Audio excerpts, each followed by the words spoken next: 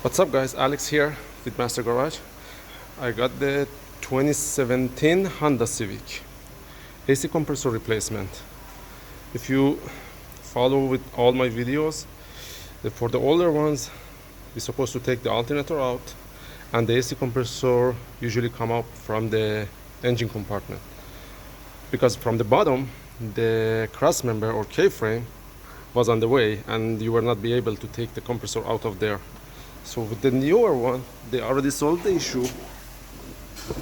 And if you look at in this area, I already take off the plastic panel cover, and you got plenty of room here, right here. And as you see, I already take the AC compressor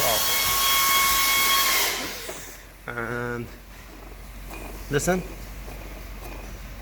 The AC was working fine, but the only problem was the bearing. The clutch bearing was making noise.